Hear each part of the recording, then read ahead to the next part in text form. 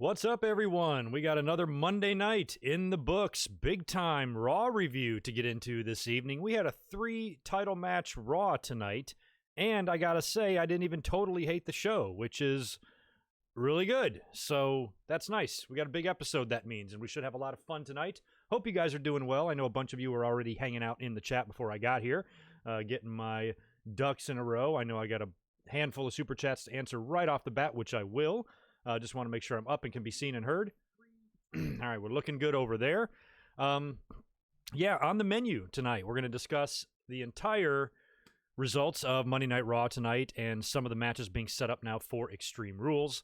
We're going to talk about the latest in the Speaking Out movement and some more information coming out on that, and a big suspension coming out of AEW today, which we'll talk about, and the Undertaker's Last Ride documentary wrapped up yesterday with Part 5, and I got a chance to watch that today, and I definitely think of all the episodes, it was definitely like kind of the most emotional, hard-hitting one, with a couple of revelations there that I wasn't even aware of, and for the most part, I really enjoyed it. Just an amazing ride and great documentary, and we'll get into all of that as well, probably at the conclusion of the Raw results and all of that. So that's what we'll be getting into, and then in addition to that, we'll hang out, I'll answer questions in the chat, we'll chill out for a bit and see how the night goes. But we got some house cleaning to do first, including just me saying hello to everybody that is here and hanging out in the chat already. Joey G, good to see you, man. Appreciate the $2 right off the bat. Cornette basically debunked the claims, thank God. I haven't heard his podcast. I haven't heard good things. Even some of the people that generally support Cornette, like on social media, were saying, his podcast was a little, I'm not sure. So I'll have to listen to it. But we talked about that last week in terms of anything private and kinky behind the scenes. Nobody's business. He can do what he wants. Shove a bowling ball up your ass. Doesn't matter.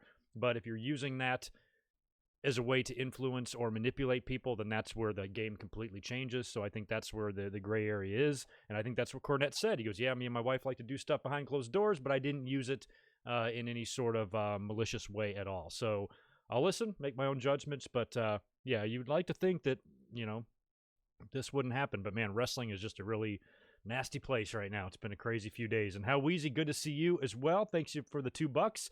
Oh, thanks. You like the new countdown? Yeah, I actually did like 3 of them, and this one wasn't even meant to be used for the Raw reviews. I just thought that in light of so much negativity and just so much ugliness not right now in wrestling, we need something positive and relaxing, and I'm a beach guy. I love the ocean, and just figured I'd do that. But I'm working on a few cosmetic stuff behind the scenes right now, so I thought I'd give that a try. Appreciate it, How Wheezy. And Devlin, good to see you in here, man. Appreciate it, my man. Thanks for the $5. Do not agree with the Sammy suspension. You shouldn't be suspended for something you've said before the company even existed. Just your opinion. And to a degree, you're exactly right, especially with this specific situation. I don't think it depends on kind of what you say, how you said it, what the context was, and things like that. I do think that if you were outed and saying something really bad before the company existed, you still deserve punishment for that. It just kind of depends on what it is and what was said. And this is, you and I both have met Sammy Guevara, and we'll be talking about this later on. And he's a hell of a nice guy. And when something like that he said, 4 years ago when he was a much younger person, he was already young enough as it is. It was stupid. It was offensive. It was fucking gross. And it just makes you roll your eyes like, Jesus, is this all that is out there in terms of men? But in terms of how he handled it today, I don't know what more you could have asked of anybody. This was simply words. He feels horrible. He's remorseful. His apology didn't seem hollow and shallow like some others did. Sometimes when you see people coming out these long, drawn-out apologies, they somehow manage to flip it over and make themselves the victim. He didn't do that here. He kind of took his lumps. Sasha Banks, who was the person that he made the comment about, even stood up for him. She released a statement saying, hey, I'm not condoning this. There's no place in the world for that type of shit. But we've talked about it. We've hashed it out. It's all good. And they were playfully interacting with Twitter the day before all this shitstorm started with Sammy. So I'll get into a little bit more on that in a little bit. But it all goes down to that, there shouldn't be a set of rules for every single situation. You have to judge all the situations differently because, surprise, the situations are different. And there is a difference between saying, and neither which is good, but there is a difference between saying something and doing something. So I think that when something like this gets going and there becomes a movement, I think the distinction between the two sometimes gets lost. Nobody's defending Sammy Guevara. He's not even defending himself. Where a lot of guys, you come out, I adamantly deny this, and they go on the offensive and they double down. Sammy's just kind of like, I'm an idiot. I don't know what to say. If I could put the words back in my mouth, I would. I'm embarrassed. And that's just the fucking breaks, man. And that's why, with certain situations, you can just judge it. Some things are unforgivable. Some things you're just not going to be able to get past. Some of the Joey Ryan stuff. That guy's career is over. Over. I don't think he'll be seen or heard from again. And as a matter of fact, you don't want to get things too far with some of these assholes that have been outed here. I mean, depending on how far they fall here, you got to worry about maybe some of their mental health and, is the answer here for some of these people to die? No, that's not the answer. We want a better world. We want a better place.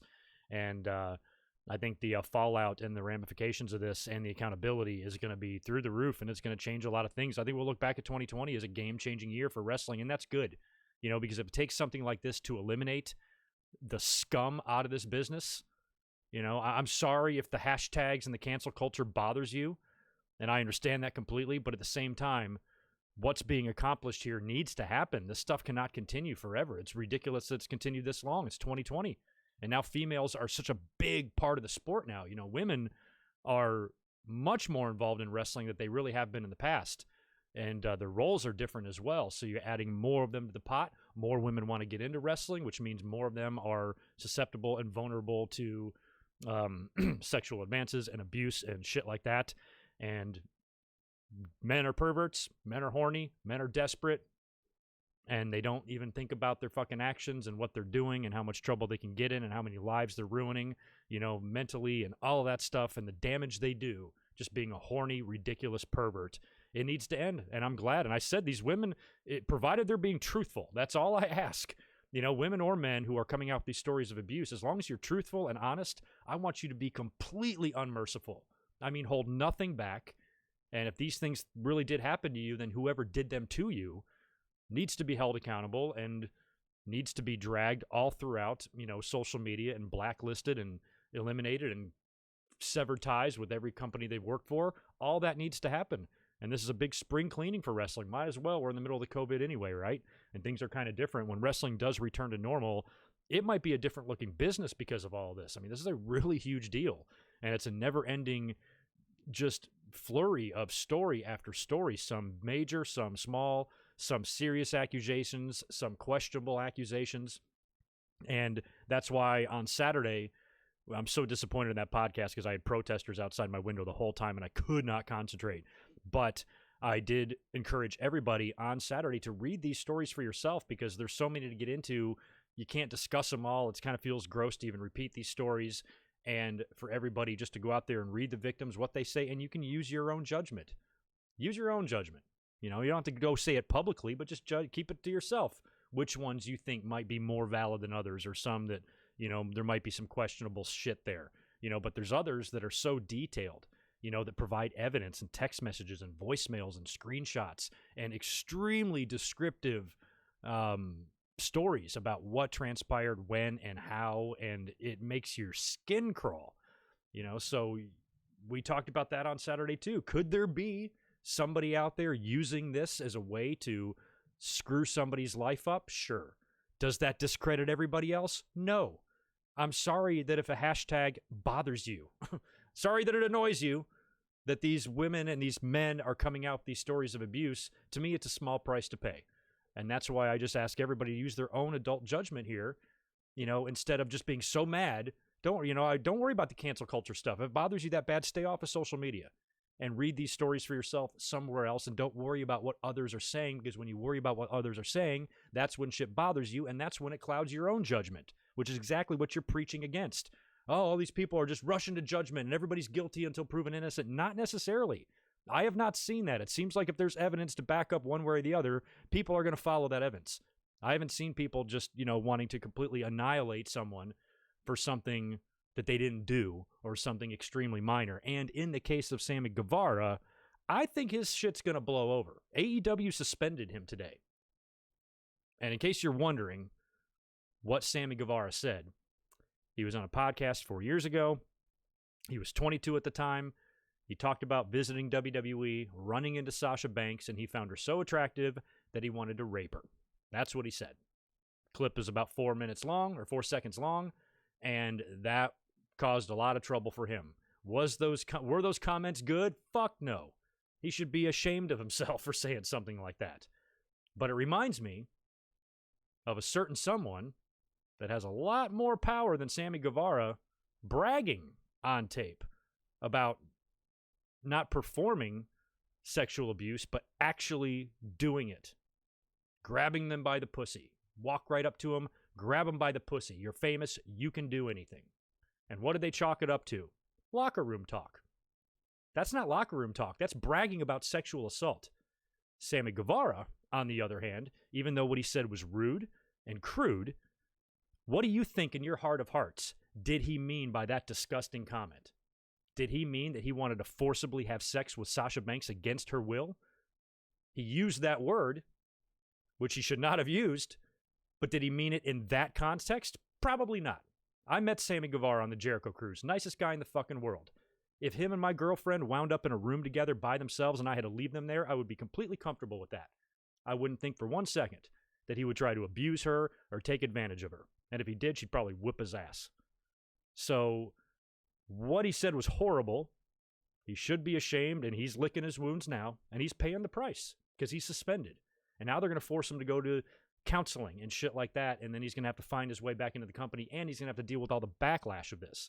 But in terms of how he handled it, his apology to me was straightforward. And even though no one's condoning his shit, it's like, well, what did you want him to do?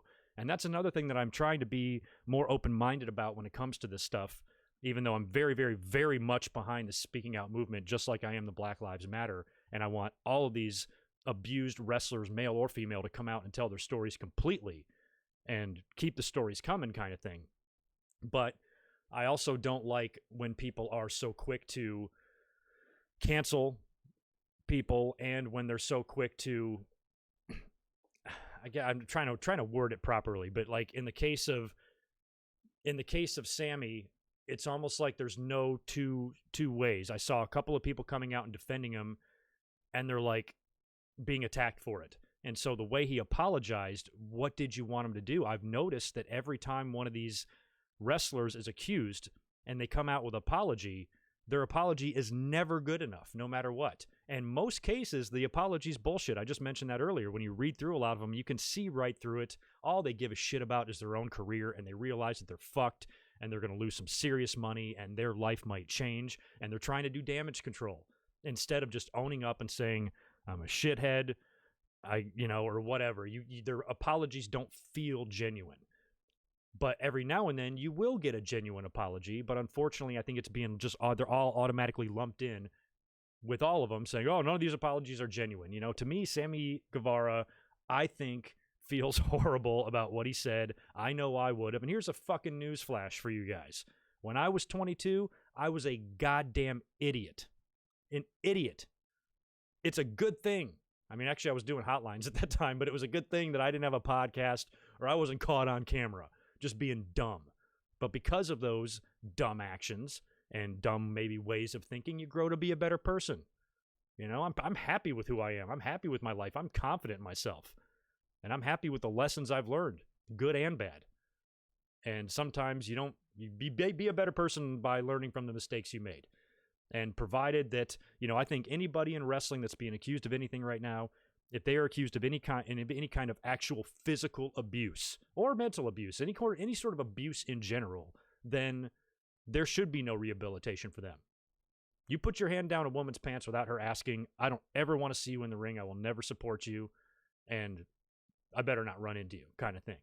But if you're a dumb kid talking out of your ass on a podcast that's already kind of like known for that, like that's just kind of where the language is going, you're just playing into it. It's just like what the president used as an excuse, this locker room talk, where this is pretty much the same thing when you look at it. That's all it was. And I don't think Sammy Guevara is a monster at all. I think he's a dumb kid that said something fucking stupid when he was 22, and he should be ashamed, embarrassed. He is. He apologized. Sasha Banks reached out, said it's all good. Don't fucking do it again. There's no place for that. You should have known better, and I'm a bit disappointed in you, but I think you've learned your lesson.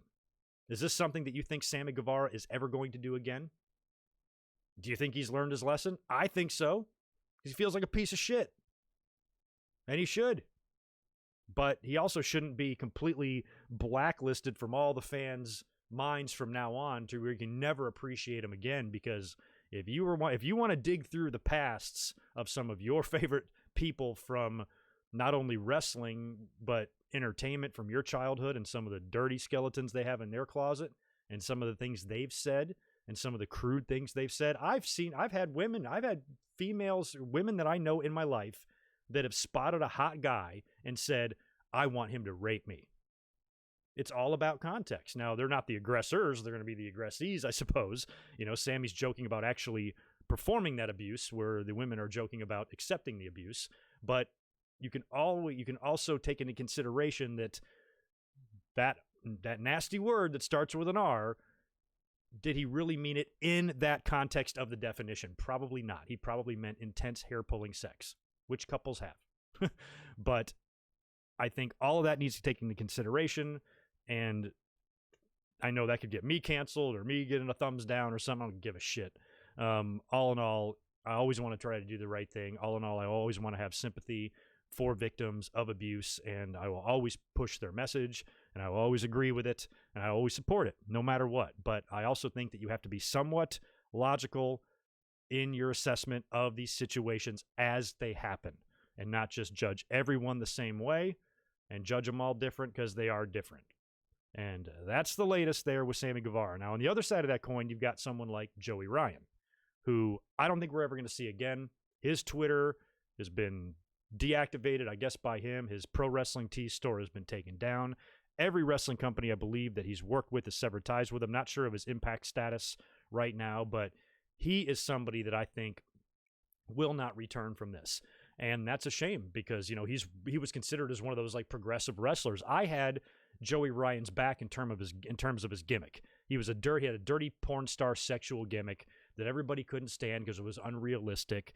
But he had a lot of support, and there was a lot of famous and some Hall of Famers that were taking his dick flip. And although I can somewhat see the criticisms of him, I thought that wrestling still should encompass all different shapes and sizes and involve all sorts of different kind of fun.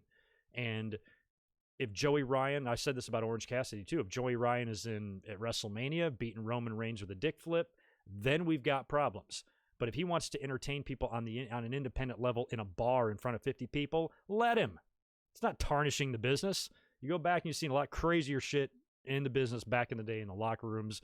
And that's the thing about the cancel culture, all the things we probably could have seen and heard in the 70s and 80s with the drug use and the fornication and all the just horrid crap that probably went down and was said. And you don't even want to go there. So I think that, when it comes to all of that cancel culture crap, some people really get what they deserve. And I think Joey Ryan did, because he had stories out about him where people actually accused him of physically putting his hands on them. And when you do that, you're done. What kind of nasty piece of shit does that? What kind of nasty fucker talks to underage girls and manipulates them, says, and lures them in with being in the business. I'll train you and I'll get you a job in WWE and do all this shit only to find a way to take advantage of you. That's so fucked up. And, looking back at Joey Ryan and his career, his career wasn't ever, to me, going to be going up beyond the independence or of a Ring of Honor or an Impact. I think he was full of shit when he talked about interest from NXT. If Joey Ryan went to NXT, he would be No Way Jose. He would be Adam Rose. He would be somebody like that with a lollipop and a fucking conga line. He wouldn't be in there going 25 minutes with Finn Balor. He doesn't have that athleticism. He's not that good of a wrestler. So his value wasn't that high anyway. He was going to have to get over on that dick flip stuff because athletically, he's nothing compared to some of the best, out there. So I always thought, I'm like, I don't know, Joey Ryan. I'm not sure if NXT would really be that interested in you unless they just wanted to bring you in as a comedy character, because you'll never be a serious wrestler, ever, with a gimmick like that. And he knows it, and that's fine. He's cool with making money that way. But those days are over now, because he has been flat out canceled by everybody. Even people who had his back were like, fuck this guy. So, to me, it's sad. It's disappointing that he turned out to be such a scumbag. And a lot of people now are coming out and saying they knew it and tried to warn people. And everybody, kind of ignored it because he had the support of so many, including the Elite. I think he's been on Being the Elite a few times and stuff. So, there's just going to be a lot of names that just aren't going to be a factor anymore in wrestling. And, he's one of them. Adios. Sayonara, Joey Ryan. And I think I'm only 2 super chats in. That kind of Devlin's comment there segued into our speaking out stuff. Let me knock out a couple of more here before we start getting into everything. Whoa. There we go. Okay, I'm back to where I was. K-Dog's Kennel, thank you, man, for the $5. Sorry I've missed the last couple of weeks. Had surgery to remove a large cyst from my leg. I think you told us that. Damn, dude. Recovery has been amazing. Great to be back with y'all again. Good luck to you, man. Glad you're back. Glad that all went well. And yeah, recovery after surgery can be hard, but at least you're chilling and hanging out with us. Glad to have you here, man. Taylor Moyes, appreciate the $2. Do you listen to Mike Chioda on Talk is Jericho? No, and I wanted to so bad, and I have not yet. I want to do that. He talks all about his release, apparently, which just for me, that dude started when I was 12 years old in WWE, so it was sad to see him go. I want to listen to that, though. Devlin, thank you for my hairstyle is great, isn't it? Fabulous hairstyle. Appreciate that. I feel like my top of my head's cut off. Let me lower me. There we go. All right. Is that it there? Dan Price, good to see you, man. Thanks for the artwork that you sent me. That'll be debuting on my Saturday little countdown window there. Lisa, good to see you. Appreciate that. Yes, I do have the Stella opened up. Appreciate the $2. Got a new 72-inch Blue K barbecue beast for me to use. Holy crap. That sounds awesome. Beast it up. Victor, good to see you too, man. Appreciate the $2. Very well said. People should give him a chance. I'm assuming you mean Sammy Guevara. Fuck Joey Ryan. Sorry. Oh, you don't have to be sorry for saying fuck Joey Ryan. Yeah, fuck Joey Ryan. Devlin, hell yeah. Fuck that guy. All right, so that cleans up those, I believe. Impact did, thank you, Dre. Impact did fire for, Joey Ryan. I thought he did. It just last update that I had read or took the time to read, I didn't see any confirmation on that. But that was like 2 days ago, so I don't know. Yeah, and exactly, like it turns out, you know, after defending a gimmick like that for so long, it turns out he was living that nasty gimmick. So I think the gimmicks like those are going to go away too. I just don't think right now it's a very timely type of gimmick to do. You know, I mean, it's a good thing we're not in the era of bikini pillow fights and all that shit right now, because imagine if this was 1998 and some of the things the fans were saying. And I mean, based on what Sammy Guevara said, and again, I'm not defending it, but if you were to go back and comb through the Monday Night Raws, do you think you could find Jerry Lawler saying something maybe not as bad, but almost as bad about a various diva? When the puppies come out and he starts losing his mind, he's bound to have said something stupid throughout all those years. So just comb through it. Try to find Lawler saying something on Raw. It's like when Vince McMahon dropped the N-word on Raw. Like, what are you doing? So maybe we've even heard worse. But anywho, we got to get into the Raw results here and talk about that. We got Extreme Rules coming up. A couple of matches are kind of being set for that as well. And we got to talk about the Undertaker last ride. So tonight's Raw was, I mean, it wasn't like the most nail-biting, edge-of-your-seat type of stuff, but in terms of what they did and how they booked everything, I mean, Paul Heyman's gone. We thought this was going to be a disaster. It probably still will be. But at least for tonight, I like the direction that they went in. They even surprised me with a couple of things when I kind of had my mind going in a more cynical direction. So we'll get into that here. It'll be awesome. McIntyre opened the show, came out to the ring, and ooh, should I do that? Nope, DM, you're going to have to wait. Sorry, brother. Oh, I'm going to answer your super chat when we get to the Undertaker stuff. Appreciate the $5. But like I said, WWE Raw opened up tonight with a Drew McIntyre promo. I don't know what day this was filmed on. I have no idea, but I know Raw was pre-taped, I believe. He's in the ring, doesn't get very many words out, talks about how he's still champion despite having to put the title on the line last week with R-Truth. And he's then interrupted by Dolph Ziggler. So Ziggler is now on Raw. I at first thought that this was part of that brand-to-brand invitational, but I don't know about you guys. Correct me if I'm wrong and help me. Have we heard anything about this brand-to-brand invitational since it started? Or have they already dumped that? Because when Ziggler came out, it was revealed that he is part of that AJ Styles trade. They sent AJ to SmackDown for talents to be named later, some shit, and Raw is getting Dolph Ziggler and Bobby Roode in return. Now, Bobby Roode, I believe, is still stuck in Canada, unable to leave the country and get back here, so he's off TV anyway right now. So he's basically useless. So Raw gets Ziggler for AJ. He comes out, and that's interesting, too, because I kind of thought Ziggler was still going to be involved maybe with Sonya and Mandy, unless he still finds his way over to SmackDown to stick his snout in their business over there. I don't know. But now he's on Raw, seemingly with a completely different direction, and he talks about his history with Drew McIntyre. I think they had that brief alliance there a while back. Tag champs, I believe. I have such a vague recollection of any of this. and goes on to challenge him to a match at Extreme Rules. Now, I kind of thought we were going to get one more Lashley match, but it looks like Lashley's got different gold on his mind. So that's good.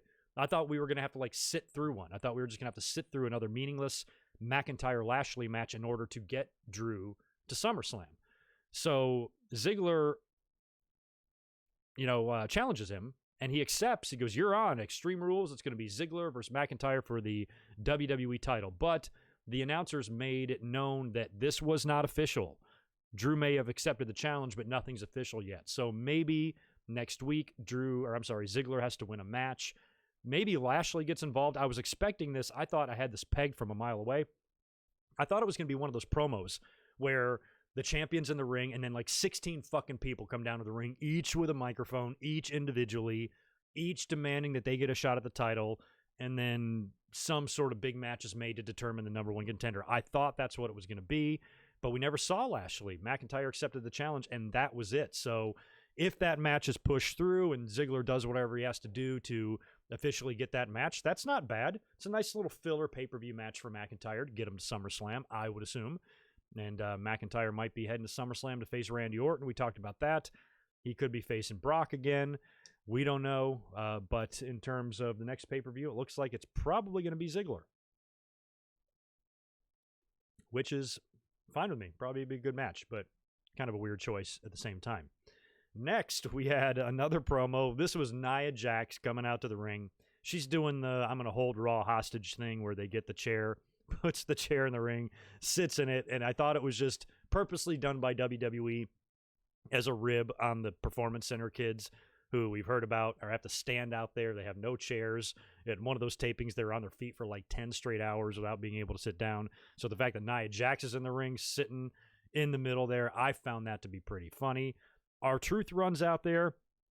He's followed by the ninjas, and he chases away the ninjas or gets chased away by the ninjas. I still have no idea what's going on with the ninjas.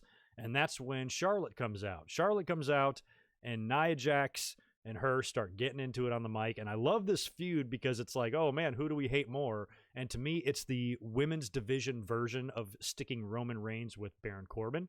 It might be one way to get him cheered. And it does feel like they're starting to put Charlotte back in that babyface role again. She acted very much like a babyface tonight. Interacted with probably Raw's most hated female heel. She had a valiant effort and tried to downplay an injury and go on and fight anyway in her match and not try to wiggle out of it. And then she was attacked by that big bad heel after the fact. So it feels like somebody said to me on Twitter that she was already a face, and I was like, didn't even know that. But I guess she's going to be turning babyface now. And whatever, we'll see. And if they're going to try to push her the way they did Roman Reigns, they've tried that before. And then when she turned heel, we were like, oh, good, she's healed. That's what she needs to be. Now it looks like she's back to being a babyface again. We'll have to see. But anyway, a couple of really good lines in this, too. And I was in the other room and I didn't hear all of it, but some people were clamoring about it on Twitter. But Nyah Jax actually pulls the old same shit the fans say. You get all your opportunities because you're Flair's daughter, which is so stupid because that's not the case. If you're a second-generation wrestler, you're just not automatically given titles. You still have to be somewhat good, and if you suck, they release you. We can write down a list a mile long of second-generation stars that have been cut by the company. So I've never subscribed to that theory at all. And Nyah Jax pulls that out on Charlotte, and she's like, oh, yeah? And she delivers this crazy line about, it's wild if you can't smell what I'm cooking because I've been down since day one-ish, wrecking bad men and all this shit. So basically she references the Wild Samoans, The Rock, Rikishi, and the Usos, and Roman Reigns all in one sentence without mentioning any of their names. And I'm sure that line was written for her, but still very awesome. And I kind of liked the interaction between the two. Charlotte gets pissed. I think she decks Nyah Jax first. They start brawling and get pulled apart, and that's when Charlotte gets her shoulder injured in the scuffle. So she's interviewed later on backstage, and she's got that magical that magical athletic tape that apparently heals you, like the hands of Mr. Miyagi, taped all over her shoulder. And she says she's going to be all right. She can get in there and wrestle. So next up after that, we had our first of three. We had 3 title matches on the show, which I didn't even realize. They might have been promoting that all day, and I didn't even dawn on me that there was actually 3 on the show. The first one was, I guess, the conclusion of the long-running competition between the Viking Raiders and Street Profits. Anything you can do, I can do better. That's been going on for weeks and weeks and weeks. They've been bowling and playing basketball and dildo practice, everything you can imagine. It's tied. It's the rubber match now, winner take all. The titles are on the line, and it was a good match. It was a really good match. I wasn't sure who to predict. We talked about this last week. I was like, well, maybe Viking Raiders could win back the belts. I didn't really know. In the end, Street Profits won clean. Montez hit that just spectacular frog splash, which just still blows my mind every time he hits that. And they got the win, retained the titles. Good for them. And they immediately, seemingly, jumped into their next feud, essentially putting to bed the Viking Raiders rivalry. And now they're going to be taking on Andrade and Angel Garza, who hit the ring, attacked the Street Profits. Viking Raiders kind of made the save. After Street Profits and Viking Raiders had a nice little show of respect, they kind of helped run off Garza and Andrade, and so ends the saga between these two teams. And it looks like Street Profits are going to be putting the belts on the line now against Garza and Andrade, who have a ton of fucking dissension already, but apparently Zelina's got them back together, at least for now. So they might either put the titles on these guys and make them an actual cohesive team, or the title match is just going to be used as the final straw to split them up. Don't really know yet. What do y'all think? We had Seth Rollins up next. He was backstage with Surfy Murphy and Austin Theory. He said Ray will pay for his defiance, and now that Dominic has gotten involved, anything that happens to not only Ray or Dominic, it's all on him. So Seth is threatening Dominic hard. Now I got a loud airplane going overhead. On Saturday it was protest. Tonight, airplanes or fighter planes. Next up was the big women's title match. This was one that was announced a few days ago, and I was like, oh my God, WWE, are you guys crazy? You're just going to piss the fans off because there's no way this can end good. I still don't think... Will that plane please hurry up and fly over me? I still don't think Asuka is going to be losing the title until SummerSlam, but I'm still very nervous about how a title match with Charlotte will go, because you know WWE always has to protect Charlotte in their way. And I'm a Charlotte defender. I think the fans are half idiots for some of the shit they say about her and think about her. That's just more anger talking than actual logic. But I do know, much like Roman Reigns, that Charlotte has her problems. And a lot of those problems are due to WWE just being obsessed with making her their top female star, which I don't really have a problem with, but the fans really do. So she's shoved down our throats. She wins a lot. She's exposed on all the shows. It's a lot of Charlotte. Fans are sick of it. And now she's going to be in the ring with the champion. And even if Asuka escapes with her belt, Charlotte's still going to look strong, right? That's what they're going to do. But they kind of played it safe here. I liked what they did here, because in the brawl with Nyah, Charlotte gets hurt. She's got a bum shoulder. She's got to get in the ring anyway and have the title match. And that way, and I said this on Twitter during the match, I'm like, please, please, please, now that you've already weakened Charlotte in the scuffle, there's no reason to protect her here with a DQ or a countout. Let us have a finish here. She's got a bad shoulder. Asuka's got the Asuka lock. Tap her out. Like, you have to. Like, you better fucking do that. So I was adamant on Twitter, this match better end this way, because it still keeps Charlotte, it still gives Charlotte that built-in excuse. I wasn't 100%. My shoulder was fucked up. Blames Nyah Jax for it. And then the three of them can get involved in a triple threat, or at least so we thought. But that's not what's going to happen here. Charlotte, not only does she lose this match, but she gets bumped down to a mid-card feud. Who knew? Asuka's now going to be having a completely different opponent at Extreme Rules, and probably an even different opponent at SummerSlam. That's good. So, like I said, Charlotte, Asuka, they have a really good match. I thought it was good, maybe shorter than I would have liked it to be. I think it could have gone 20 minutes.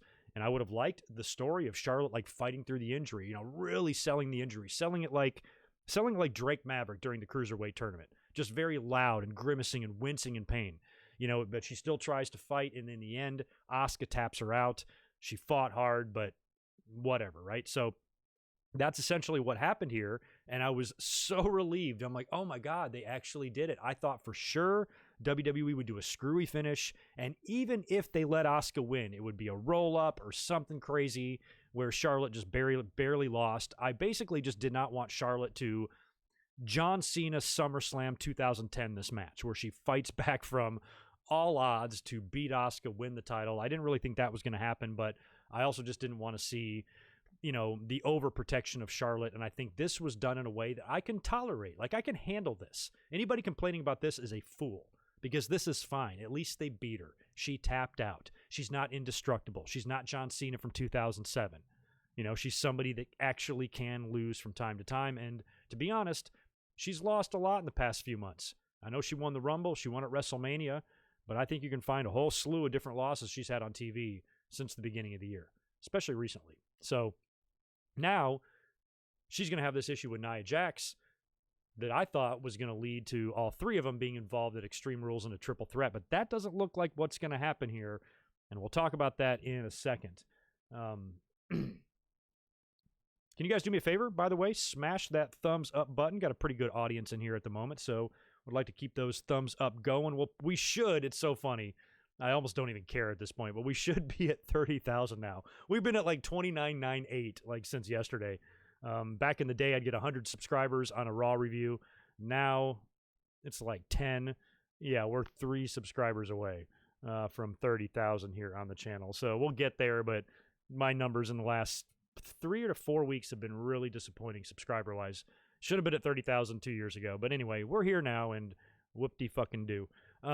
Next up, we had the Edge and Randy Orton stuff. Now, Edge, I wasn't sure. I kind of thought he was going to be gone since the triceps injury, if he was just going to be gone off TV for a while and not really be heard from. But after what we saw last week with Christian and Orton and Christian getting beat down, they rehash everything from last week. And then they go to this promo with Edge. Looks like he's in his ring in his warehouse or wherever, and it's all dark in there. Really good setting. I like the way Edge looked. He's got his arm all bandaged up from the surgery and vows to get revenge on Randy Orton. This issue is not over. He injured and critically injured his best friend, and he talks about the history with Christian and everything they've been through together, and he vows to get revenge on Orton. And he says, you know, I hope you sleep well now because you're not going to be able to when I come back. So that's kind of cool in a way. You know, it stretches out this issue between them, and now you never know when Edge is going to come back and strike Randy Orton and how all that's going to go down, and if Christian is going to play any more additional role in this. And I was even thinking maybe in terms of heel turn or something like that.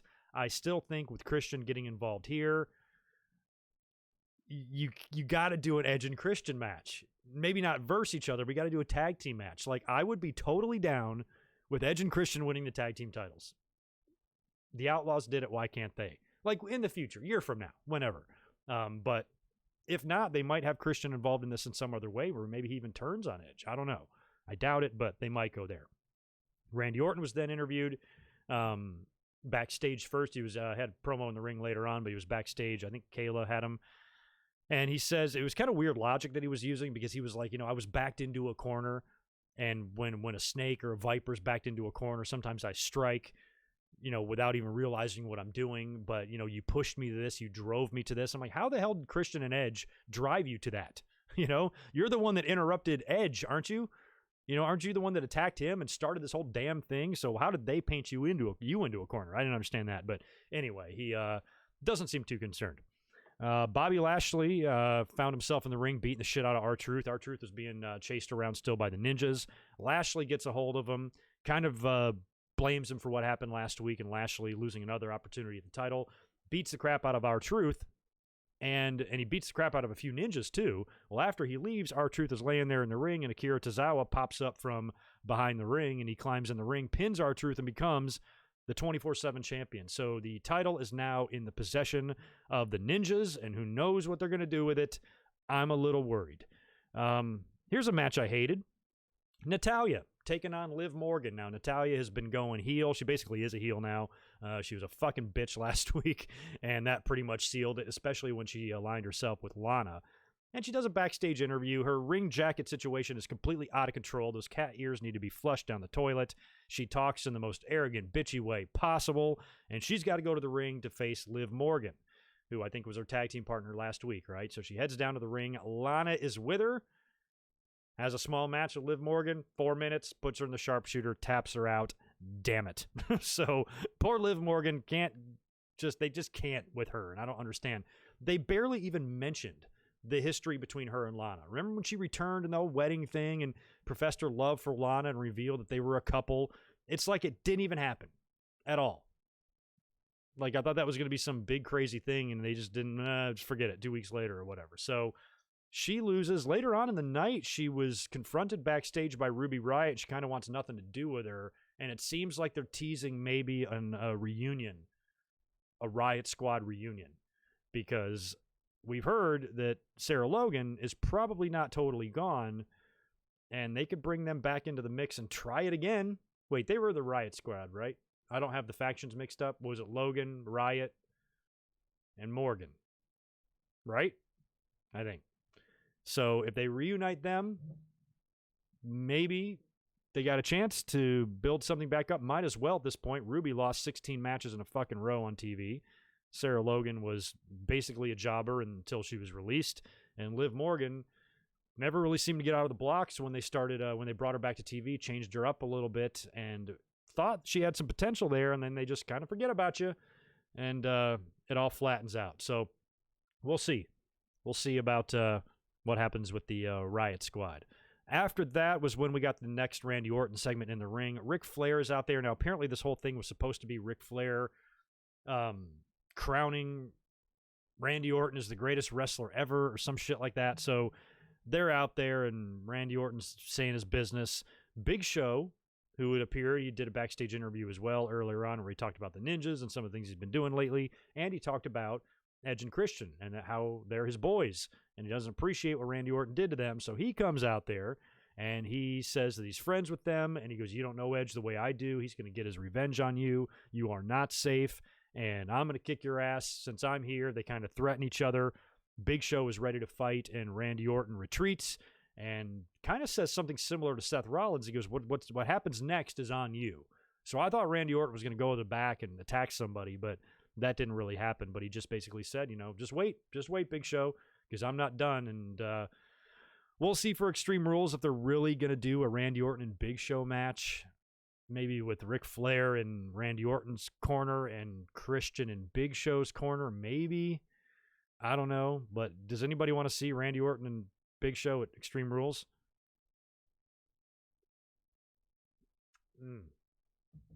I don't think so. Not me. I'd rather see the Viking Raiders play Naked Twister. I'd rather watch a ride-along with 4 Billy Kays. I don't think I want to see that, but it sounds like we might get it. What was next? Bayley and Sasha, got to talk about them. Their titles were on the line, too. They've been defending the shit out of those titles, being on SmackDown and NXT and now Raw again. Title match after title match after title match, and I love them. They're one of my favorite acts in the company right now, because even when they're not wrestling, they're on commentary, and they're hilarious. So I'm a big fan of Sasha and Bayley today. They're great. And I didn't expect them to lose to these two morons here in this match. So they get in the ring with the Iconics. Of course they win. Sasha taps out Peyton Royce with the bank statement, and she gets on the mic. The only thing I didn't like about this, and I like Sasha. I think Sasha is just a great worker, and she is awesome, and I am all in on Sasha getting another run at the top. And you know that a big implosion is coming with Bayley down the line. The only thing I didn't like here is that you knew they were swerving you. You knew the minute she opened up her mouth. She got on the mic, and she said that she's so tired because Bayley's always bragging about her dose straps, and she's like, I'm happy for you, but I'm really getting tired of hearing you talk about your 2 belts, and I think I should have 2 belts, and I want a title shot. And Bayley's all surprised. I'm like, Sasha means the Raw title. I actually thought Sasha might mean the NXT title, but I knew she didn't mean Bayley's title, because you're not going to do this. You're not going to stretch this thing out for a year and a half. And then finally the official split is just Sasha saying, I want a title shot. No, they're not going to do that. So I knew the minute she said something, I'm like, it's not going to be, they're not splitting up. They're going to hug and laugh at all of us in a minute. And sure enough, Sasha reveals that she wants to challenge Asuka for the Raw title at Extreme Rules. This is fabulous. So fabulous, because do you know what this means? This proposed triple threat that we probably all thought we were going to get with Charlotte, Nyah Jax, and Asuka is now out the window, and Asuka's going to have a brand new opponent, Sasha Banks. They've worked a bunch of times before. Their matches have always been off the hook. I can't wait to see it. I hope it happens. I hope they don't throw any extra bullshit and they toss in Nyah and Charlotte and make it a fatal 4-way. Please, God, no. Just do this match one-on-one. It would be so refreshing, so nice to do that. And it would give Asuka another opponent, another quality opponent to beat and go into SummerSlam as champion. Because even though I think it would look awesome for Bayley and Sasha to both have 2 belts, I don't think we need to see that. I think Asuka needs to beat her, and potentially Asuka needs to beat her with a little bit of accidental help from Bayley, setting up Sasha and Bayley at SummerSlam. So, and Asuka, I don't expect to drop the belt until SummerSlam. So what I think is going to happen is Sasha and Asuka will have an awesome match. Something will happen in the match. Sasha will lose. She'll blame Bayley. Asuka can then be attacked after the match by Shayna Baszler. I really hope Shayna Baszler comes back. And it can be Asuka and Baszler at SummerSlam. And it can be Sasha and Bayley at SummerSlam. Both title matches and potentially both titles changing hands. Where does that leave Charlotte? Where does that leave Nyah Jax? Where does that leave poor Bianca Belair? Where is our girl? Where is she? Like to see her back on TV sometime, WWE. If you're not busy, you might want to put her out there. She's, good and shit. I don't know. So maybe I'm a little bit too optimistic there that Charlotte's going to be left out in the cold for SummerSlam. We talked about the potential idea of Charlotte having a men's match with Randy Orton at SummerSlam because of what transpired last week with Ric Flair getting involved and some interactions with not only Flair and Charlotte, but Flair and Orton. Could that lead to a Charlotte and Orton match at SummerSlam? That would keep Charlotte occupied. That would keep her out of the title picture. So basically, if you're doing what I'm proposing here, Asuka, Baszler, Bayley, Sasha, both title matches at SummerSlam, what do you do to occupy Charlotte that will make WWE happy? You don't leave her off SummerSlam. Not going to happen. It's all right to leave her off Backlash. Fuck Backlash. But you're not going to leave her off SummerSlam. So she's not going to be on the show on the kickoff. She's not going to be doing anything like that. So what does she do? What does she do? I don't know. I'm nervous. I'm worried, y'all. Help me out. Yeah, what fuck? Intergender match? Why not, man? I think Randy Orton and Charlotte might actually be pretty good. But who knows? Whatever they do, they got to keep Charlotte occupado so she stays out of the title picture. At least that's my hope. Where did I leave off? All right, Bayley and Sasha are done. They defeated the Iconics. Next up was an MVP promo with Apollo Crews. Apollo is out there. He's about to face Shelton Benjamin. For a second, I thought this was a title match. I had to ask you guys on Twitter just real quick because I already had my tweet complete with the 3 title match show. I'm like, wait, is this a 4th title match? Because I was getting ready, and luckily somebody chimed in right away and said, no, it was not a title match. But prior to the match with Shelton, Apollo is still extending that offer to join, MVP is still offering Apollo the offer to join his faction. Apollo declines again, and then they have the match. He defeats Shelton Benjamin, and then he's viciously attacked by MVP and Lashley. Lashley's got him in the full Nelson in the aisleway there. And to me, this was good too, because I like Lashley, but I don't know if there's value in him being world champion right now. I just feel like they missed the boat on him so many times. And Drew is in the middle of his run here. I didn't really see him passing the belt to Lashley. I'd love to see Lashley be a world champion if we can find the right time for that. And WWE can still salvage the damage that they've done to this fucking kick-ass looking dude. So one day for Lashley, hopefully, but I'm glad that he's not really in the title picture right now. And now it looks like they've moved him down one rung to the U.S. title, and now you got Lashley and Apollo. When you look at the two of them, I know Lashley's a lot bigger, but man, what a tag team that would make. They would be a good Doom. Lashley and Apollo, they would. But now it looks like a feud between them for the U.S. title is on the horizon. I'm assuming Lashley will win this one, and Apollo's run here will be relatively short. I can't see Lashley going down again if this title match does wind up happening. So I think maybe what they'll do is have Lashley beat Apollo for the title, and then maybe Apollo joins the faction. Do you think he does turn? Do you think Apollo does join MVP's crew eventually, or does he stay true to himself all the way through it? I almost think like it'll be an Ahmed Johnson joining the Nation type of thing where he didn't at first and then he did. There's been a lot of factions that have done that, but Horseman I think has done it a time or two as well. So I don't know, but I think if Lashley is headed for a title program, he's got to win that. As much as I love Apollo and don't want him to lose right now, I think if Lashley's getting a title match, he should win. He should win. After that was the main event segment. Rey Mysterio and Dominic come out to the ring. Now, this was advertised. Rey has been advertised for like the last 3 Raws, and he's no-showed him, so he's finally here. Dominic was there last week, of course. He showed up, and So hokey. I could not stop laughing at the text messages that they released on social media of Ray saying, Dominic, where are you? Father, I must go to the Performance Center and avenge your beatdown or what. It's so fucking dumb. So anyway, they showed all that stuff from last week. Ray is now there with Dominic, and he kind of like gives him a lecture in the ring. And again, this just lacks complete and total logic because he's so concerned for his son. And he's like, I'm your father. I appreciate what you did, but at the same time, I'm mad at you. You put yourself at risk. You scared the crap out of your mom. You know, you should not have been doing that. I love you. I worry about you. I'm not going to let anything happen to you. Well, then what the hell did you bring him here for, Ray? So if you're that concerned with Dominic, you wouldn't have him in the ring with you unless Dominic, insisted. But if you really mean what you say when you say, I'll protect my son at all costs, you could make him not go. So you can just tell WWE, don't let my son in the building. Problem solved. But instead, he brings him in the ring, which means when Dominic inevitably gets his ass kicked, Ray is going to have to blame himself for that. And I kind of thought it might happen here, but I like that they're kind of holding it off. Dominic got a little bit here, but he didn't get hurt the way I thought he was going to get hurt. So they're in the ring talking. Seth comes out to the ramp. And, of course, he comes out by himself. So the first thing I'm thinking is that Surfy Murphy and Theory are going to jump him from behind.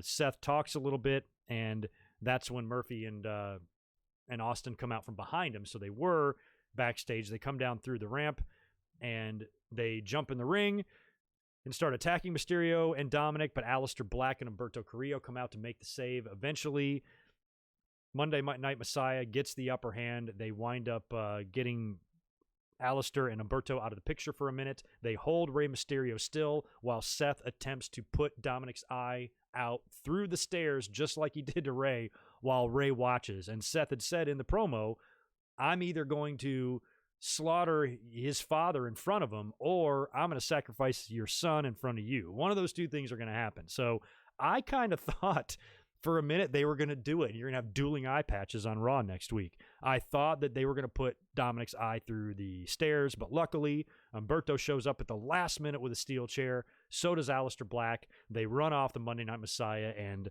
the precious eyeball of Dominic has been spared and dodged another big bullet there. So not only did Dominic jump Seth last week and scurry away and escape, he somehow escapes with his eye completely intact here. He's a lucky kid, but his 9 lives are going to run out, and at some point, they're going to do the segment, especially if they stretch this match to SummerSlam.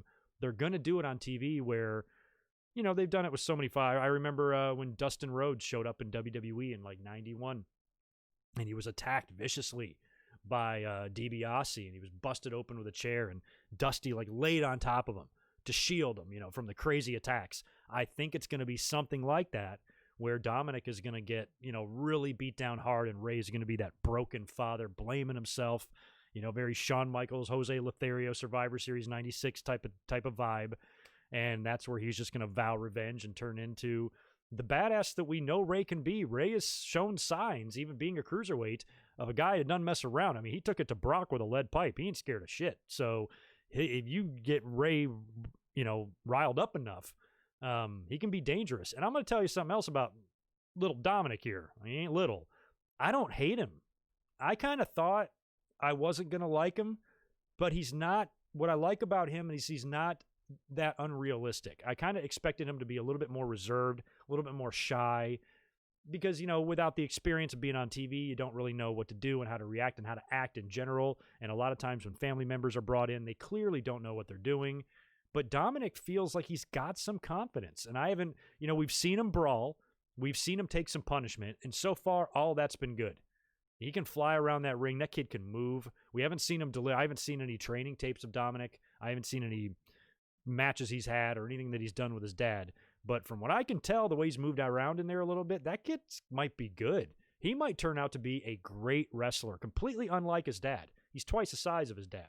So he's not going to be able to wrestle the same style, which in a way automatically separates yourself from your dad, because of what a lot of second and third generation wrestlers always say is that, yes, they get a lot of opportunities that others don't, but you have to understand they still are always in that shadow.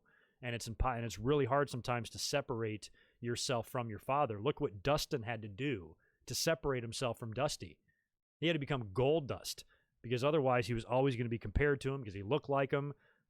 different body styles, but roughly the same size, where in Dominic and Ray, there's a huge discrepancy there. So Dominic, I'm sure he's very athletic and can do some flippy shit and some cruiserweight stuff. I don't know if that's going to be primarily his style. He might be more of a Shawn Michaels style that flies around the ring a lot, but doesn't do the craziest moves like Ray does. Maybe more of an Eddie. He might be closer. He might be closer to Eddie's son than Ray after all. After the big ladder match at 2005. So we'll see how Dominic pans out. But right now, I like the kid. I like the way he kind of talked to the camera. You know, like, Seth, I'm gonna get you, or whatever he said. I hope that they sign him. I hope they give him a chance and they train him well. And sounds like he's had excellent training so far. And if he gets in the company and becomes a star, who knows? I mean, maybe we can look back at these segments as like the birth of Dominic, when he was first starting to show what he could do. And maybe in 5 years, he's main event in WrestleMania. I don't know. But so far, I'm liking the kid. Think he's good looking. Think he can move. Happy for him. Just happy for him. So best of luck to Dominic. But I think, like I said, his luck is going to run out. I think in a couple of weeks on TV, he will be cornered. And it ain't going to be pretty. And they might even save it for Extreme Rules. They might even do a deal like, like Shawn and Jericho, where they hype something on one pay-per-view to set up another pay-per-view match, like when Rebecca got punched in the face. So maybe at Extreme Rules, there's like a street fight there or something, and then Dominic gets injured severely in that, and that leads to Ray and Seth, big blow-off SummerSlam thing, ladder match perhaps. I don't know. Mask match. We'll see. Maybe if Seth wins, Ray unmasks. If Ray wins, Seth disbands the Monday Night Messiah or something like that. I don't know. We'll see. Anyway, all in all, not a horrible Raw. I was not tired. I did not fall asleep. Wasn't perfect. Raw is still Raw. We're still in an empty arena, pandemic environment setting here. So, of course, things just suck in general, but we've had worse Raws in the past couple of months. So, not bad. I actually survived this night, and I didn't totally hate the show, and I really enjoyed talking about it. So, we'll backtrack now. I'll knock out some super chats. We've got The Undertaker's Last Ride, Chapter 5 to discuss as well. We can elaborate on Raw if you guys want, and I'll answer questions, whatever you guys want to do. I'll play charades. Oh, by the way, can you guys hook me up with some thumbs up? I'd really appreciate it. Get me up to 100 at least. We've got 300 people here in the chat. Help a brother out.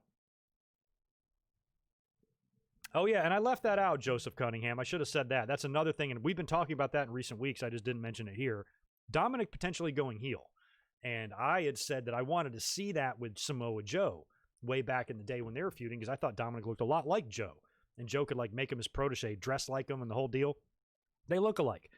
If Seth Rollins can manipulate Dominic over to his side and he turns on his dad, that could be great shit. So, yeah, I would like to see that as well. I want to see Dominic turn or something, and that could lead to something. I also think that we're going to get a tag. Maybe that's what we get at Extreme Rules, actually, because you know that Ray and Dominic, they want to tag together. That's been known. It's been made clear. So maybe it's Ray and Dominic against Murphy and Theory at Extreme Rules. They can beat them, and then after the match, they get attacked by the entire Messiah. So they beat Murphy and Theory, they get attacked, and that's when Dominic gets seriously injured. Oh, Siri thinks I'm talking to her. Shut up, girl. That might be cool, because it would give Ray and Dominic that tag team match together. It would give them that victory. They'll remember that shit forever, and then you can injure Dominic at the end, and that incenses Rey Mysterio, and he's furious now, and then you got SummerSlam ahead of you, and you do the match there. That's probably what I would do. And then at SummerSlam, you can do the Dominic turn. If you want Dominic to help out Seth, beat Ray, he turns on his dad, and then Dominic is a new member of the Monday Night Messiah. And then Ray can be off TV for a while, and then Dominic can be a heel, and then maybe as things go sideways in a few months with the Messiah, Ray can show back up on TV and lure his son back to him, and they can have a big tearful reunion. And then Ray, when he finally does retire, he can retire on good terms with his son. So if you are going to do any sort of a Dominic heel turn, I think it has to be a short-lived type of thing where it just lasts a few months, they come back together, and it was just done to do it. And I certainly don't know if you would do a match between Dominic and Ray. I don't know. Probably not, but maybe. Maybe. We'll see. Let me scroll back up here. I know I got to knock out a couple super chats before we get into the next order of business. DM23, I owed you this from like an hour ago. Thank you for that $5, dude. I appreciate it. The last ride was such a bittersweet doc. I'm about to talk about all of that. Took me back the last 21 years of watching him perform. Thank you, Taker. Would love to hear your thoughts. I'm about to give them to you, man. We're going to talk about that a lot. And if all goes well, I plan on releasing a very short video, probably on Wednesday, on The Undertaker. Just a few thoughts that I just wanted to put down on paper and say. It's not going to be like a commentary or anything, just something Undertaker related. Keep a lookout for that this week. And I got some scheduling for you later on this week as well. Chris, good to see you. Oh, Barry, thank you for that. Vince said the N-word on a pay-per-view. I didn't remember when the hell that was. So that whole deal backstage with Booker T was at a pay-per-view? I thought it was Raw. Who knows? Either way, stupid. He shouldn't have said it. Chris Ludecki, good to see you, man. Appreciate the $5. What about the promo he cut in 1997 on Goldust calming a flea? Yeah, he did. That was they did a little face-to-face deal. I remember that. And then saying everyone's had a shot at Marlena. Yeah, he said some fucked up stuff, but still, like, that's really fucked up and stupid, and it's one of the million reasons why I fucking hate Jerry Lawler. But I don't think that's quite on par with Sammy, but my point was earlier that you could probably dig and find some very questionable things. So, if everybody's held accountable for everything they've said in their lives, then there's going to be a whole lot of people without jobs, was kind of my point. But yeah, those are two excellent examples, Chris. You're right, and I'm sure. And there's a lot more than that. Endless. Lawler is not a bigger pervert walking planet Earth than Jerry Lawler. Lisa, good to see you again. Appreciate that. Thank you for 2 more. What do you think about Lacey and no title yet? I thought they were going to maybe do it months back, but Lacey will get the belt. With her, it's no rush. And plus, it just depends on what the other belts are doing. And right now, they're kind of occupied. Sasha and Bayley have that covered for now. This is their program. It's their deal. That has to conclude before anything future can happen. And then on Raw, Lacey's not even on Raw. So Lacey, basically, I think with her, it's a wait her turn thing. She deserves a push. Everybody likes her. I'm still kind of lukewarm on her gimmick. I like the gimmick as a heel. I hate it as a face. I think I'm in the minority there. A lot of people are okay with her in this way, but the sassy Southern Belle just seems too heelish to me. And if they wanted to play off of her Armed Forces stuff or anything like that, I think that's great, but it might have to change her gimmick up a little bit. I don't know. And she's got a great look. She's athletic. She's exactly what WWE wants. She's big and muscular. She's not quite Beth Phoenix, and she's not quite Charlotte, but she's got a great look to her. She's very marketable. And I think if she continues to impress, it'll be one of those situations where she's just in line. And eventually WWE will get to her. Hey, you know what? It's Lacey's turn. Let's give her a run, see what she does. I think it's coming. So Lacey is going to get her shot. I can feel it. It's coming. Who's next? Victor. No. Yeah, Victor. Thanks, man. Appreciate the $2. I really hope this wasn't The Undertaker's retirement. I'm about to talk a lot about that. And Joshua Aparicio, thank you very much as well for $2. Ray versus Seth ladder match. Winner gets Dominic. Yeah, we already did that in 2005. But that could be there's going to have to be a stip in that SummerSlam match. So you can't do like 2005 and put custody of Dominic on the line, but you could do something where Dominic has to join the Messiah for 30 days. That you could do. So that's a possibility. And that would actually, that's a better idea than just the full-blown heel turn. In a way, that could kind of be like what they were going to do with Pillman and Marlena in 97 before Pillman died. He beat Goldust in that match that's when you look about the speaking out thing, take a look at that fucking angle where you actually gain custody of another woman. So Pillman won the match. He got custody of Marlena for 30 days. And I think the plan creatively, had Pillman not died, was when they came out of that 30 days, she was going to stay with him. He treated her like shit. He abused her. He dressed her up in slutty clothes. And I think what was going to happen is that when the 30 days was up, she was going to turn on Dustin. I'm almost positive that was the plan. So with Dominic, they could do the same thing there. He would have to be forced to join the Messiah, and at first it would be a nightmare for him, and he'd be reluctant, he'd be fighting, but then in the end he'd succumb to the cult. Seth would get into his brain, he'd get brainwashed, and then by the time it was time for him to come out of the Messiah, he turns on Ray, he's been converted, and Ray, has been betrayed by his son, but he doesn't really blame his son because he knows Seth Rollins had 30 days to work on him. So the whole thing becomes about Ray trying to, get his son away from the dark side type of thing. That could be a direction they go to. Wouldn't be surprised. Some way, somehow, Dominic's going to be involved in some head games with Seth Rollins. We know that for sure. And I think the last one before we can get into the Undertaker stuff is Dre. $5 more from you, man. What shocked you most about the Undertaker doc? Mine was seeing how much of a hardcore conservative he is. He donated to Trump. That one kind of hurt. Yeah, well, it's been obvious just watching all the shit he wears in that.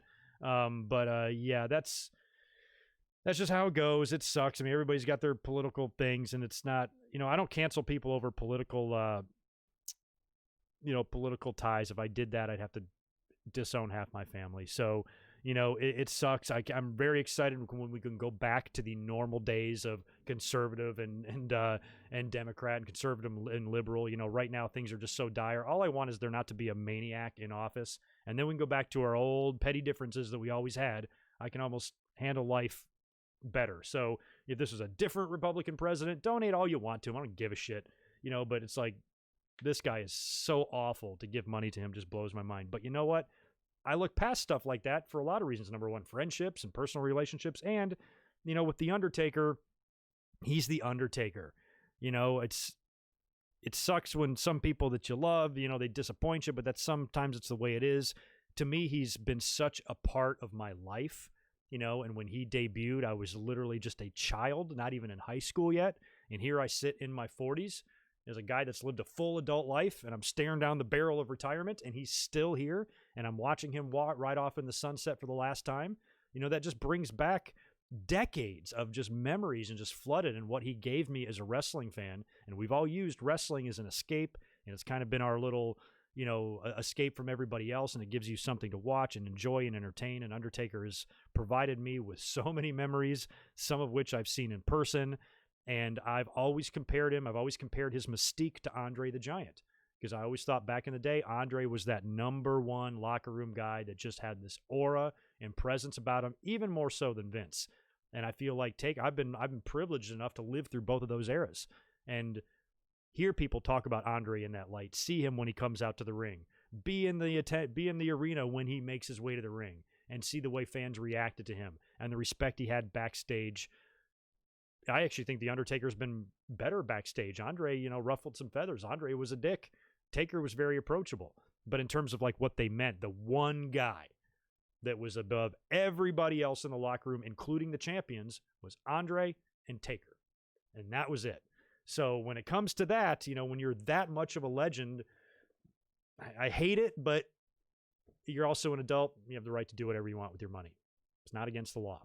So for that reason, Undertaker reluctantly gets a pass, as long as he's not spewing hateful messages and doing all sorts of other fucked up stuff. I don't care. He seems to get along just fine with all of his peers.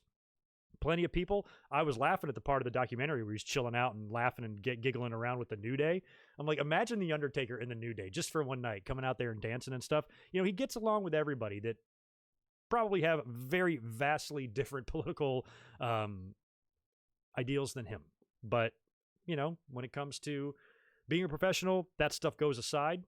And as long as you're not like a big Cass or some asshole that makes it so known, or Jackson Riker, then do what you want. Everybody's got their differences, and, I think the world's already too negative of a place to let that stuff get in the way. You know what I mean? So it's not my favorite thing to watch about The Undertaker, but it's part of life, and I am moving past it kind of thing. So in terms of the documentary, though, there were a couple of revealing things, and I had no idea, and you guys have to help me out. Did the story of The Undertaker's brother come out in the news sites?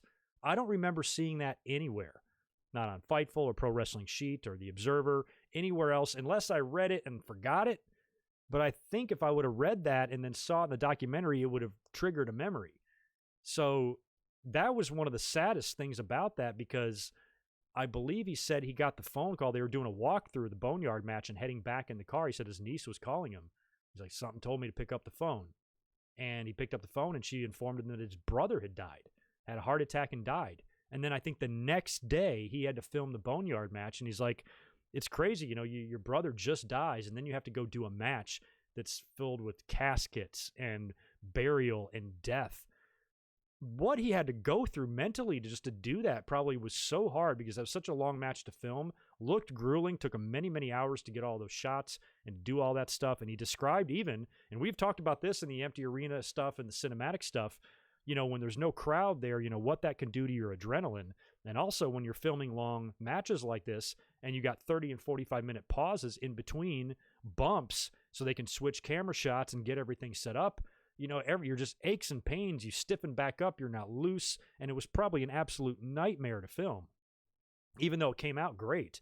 But to have to go through that literally just a day or so after you found out your brother died, that just broke my heart for him. I had no idea. Didn't even know that was, that had happened to him. And I believe, now I feel bad because I don't remember. Was it Michelle McCool's brother or nephew? Died in a car accident, just graduated high school and died. And so she suffered. She went through a big loss too. So they both went through some shit there at the end. And, that was really sad. But probably the most revealing thing about it, they showed the build up. They showed the match that he had last year at Extreme Rules. And that's when he told Vince, I think I'm done. And that surprised me. I always thought like Taker would have a last match, and that was kind of weird. He's like, I think I'm done and whatever, and we'll see how I feel. I got to go home and think and shit. And that's when they talked about how AJ Styles had called him. They have a connection. Apparently, Taker and AJ have a mutual friend. And AJ's like, look, if you want to come back, I'd love a chance to work with you. And Taker thought about it and finally agreed. Loved the story of the rib. That was great. When Taker's like, you know what, I'm going to do it. There's nobody better to work with in the company than AJ from, a pro's perspective. He can trust AJ. AJ ain't going to drop him on his head. And the match is going to be safe and good. And so Taker decided to do it. Apparently, Taker told Vince to call AJ and said that there's some rookie out of Tennessee that Undertaker wants to put over at WrestleMania just to mess with him. And AJ, to his credit, didn't really buy it. You might think the earth is flat, but he's not dumb enough to believe that. He's like, bullshit, you're ribbing me. And sure enough, they were, and the match was on. But, at that time, the COVID stuff had not happened or not gotten serious yet. So at that time, they were planning on doing an in-ring match. And they showed the build up to that in Saudi Arabia and everything. So by the time WrestleMania rolls around, it becomes clear that it's not going to happen at Raymond James Stadium. It's going to have to be moved indoors. And they have the Boneyard match idea, admittedly not knowing what a Boneyard match was when they made it. And they still made it work. They found some off-site place about 45-minute drive, I believe they said, away from the Performance Center. At the edge of a residential neighborhood, they found this like little graveyard. And the production team apparently completely gave this thing a huge facelift. And Taker's like, if you would have seen it the day before compared to what it looked like, it was like night and day. And they filmed the whole thing, and it came off as such a success. We all loved it. We spoke. We raved and raved about the Boneyard match during WrestleMania weekend right here on this channel and how great it was. And even though it was grueling, and maybe at the time during filming, he didn't know how good it was going to turn out until he saw the final product. That was kind of it for him. And Taker, kind of closed out the documentary by saying he's content. That was his final moment, is a good one. And I think that's been one of his biggest fears, is that him going out there and saying, okay, this is going to be my last match. That's an enormous amount of pressure, because if you're not satisfied with that last match, it's going to eat away at you and bug you, which is apparently what happened to the WrestleMania 33 match, which I would have been fine with. For his retirement, he wasn't fine with it and came back to work a bunch more. So, on one hand, I understand that completely from, nobody can put themselves in his shoes. I saw a really interesting take on the documentary on Twitter a couple days ago that our buddy WrestleMania had posted. And it's not exactly all wrong. It's not entirely true, but it's not entirely false either. To where, what are we watching here? We're watching a multimillionaire. When Michelle McCool gets mad and wags her finger at all the fans and says, you don't know what he's gone through making some of these decisions. I'm like, what? A multimillionaire has to decide to take another $1 million match next year? Oh, it's so hard. Poor Mark. I kind of understand that to a degree. Maybe, yeah, I understand that you're probably going through a lot of personal issues in your head trying to decide when the last time to hang it up is and all that. But, every time you come back, it's just, you're just adding to your legacy more money and more money when you can hang it up whenever you wanted, good or bad match. The fans would love you forever, so it seems like more of a personal struggle with him. If he went out there and had a stinker in his last match, I would never think any less of The Undertaker, but I think he would. And so I think that's why now he feels a little bit content. And he essentially, at the end of this thing here, announced his retirement. But while he's announcing the retirement, he's simultaneously in the same breath saying, you never know, if Vince is in an emergency, he can call on me, in case of emergency, break open glass, and the Undertaker can be there to wrestle a match. So even as he said he was done, he still said he wasn't done. And so I don't know whether or not to take this at face value or not. And I think with Undertaker, he's probably saying he's done for now because the future is so uncertain. We don't know what wrestling is going to look like. We have no idea the progression of the coronavirus and how that's going to progress in the months and years to come. And I think he wants to say now that if I'm done, I can be satisfied because that match, yes, it wasn't in a ring. Yes, it wasn't in front of an arena full of people, but that's one that we're always going to remember, and it was a kick-ass match. And if that's got to be my last memory in a great match at WrestleMania against a pro like AJ Styles, I'm content with that. So that's good. I'm glad that he's content, but how do you go 29 years and you're 5 months away from your 30th anniversary, which will likely not only be at the same show, but fall on the exact same date? How do you not do something at Survivor Series? So maybe he never wrestles again. Maybe he has another fight, never has another fight again.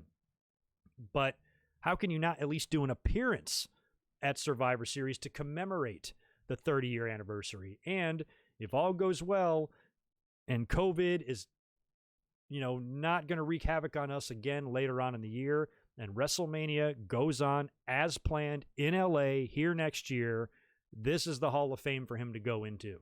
Is going to be this year. And I want to be there to see it in person. That'd be a nice little feather in my cap, little bucket list thing I can do, or thing I say I can did. Said I did. Can't talk. To watch him go into the Hall of Fame after watching him for 30 years since I was a child, I think it would be pretty cool. Personal little memory for me. So I want to see that happen. But I'd be mind blown if he doesn't. And somebody reminded me like 5 years ago at Survivor Series, they promoted that as his last Survivor Series appearance ever. And I don't remember if he's appeared since then or not, but that was the 25th anniversary. Now it's the 30th, and I think that would be a nice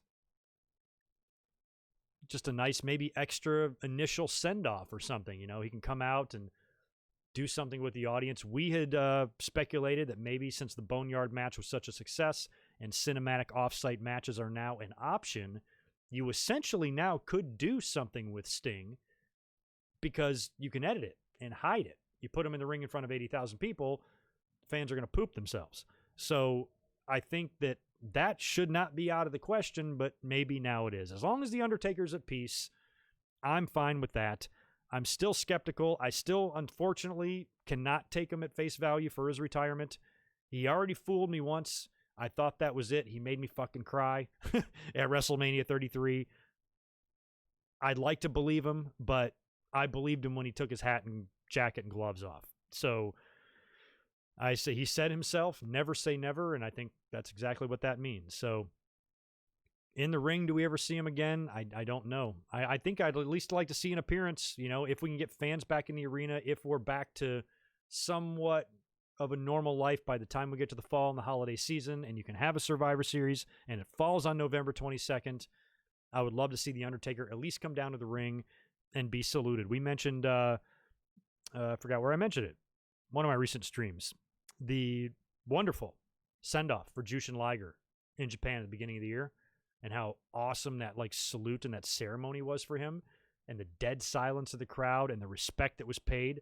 I'd like to see something like that for The Undertaker at Survivor Series. The Hall of Fame can be saved for Mark. Mark can give us that speech directly from Mark Calloway's mouth. He can be himself, just like we've seen him in this documentary, and that we're starting to get to know him as.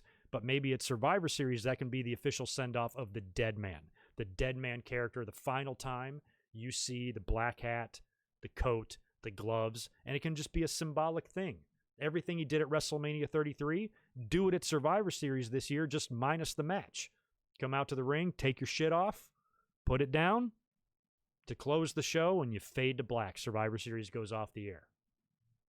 I'd be fine with that. And then at next year's WrestleMania, put him in the Hall of Fame. Either Kane or Vince does the induction. I don't care who. As long as it's one of them. And that's it.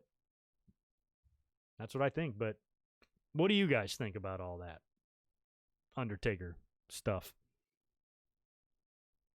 All in all, it was a great documentary. 5 parts. It was long, but it was good. 5 hours of his life and career. They went through a lot. Oh, no kidding. Does it? How easy? Appreciate the $2. Survivor Series lands on your birthday this year. You know what? I don't even know the day. Is there a pay-per-view schedule listed? I always keep referencing November 22nd as the day they should have Survivor Series on, but I don't know if that's official or not. I don't even know if the schedule's been released. But if it has, maybe that's something I can put out of my mind, and it's officially on the 22nd. To me, that was the only Sunday that made sense because WWE never attaches Survivor Series to Thanksgiving. It's never on that weekend, or it's never on the Sunday after the Thanksgiving Thursday. So the 22nd to me seemed like a perfect candidate for Survivor Series. Hopefully it will be.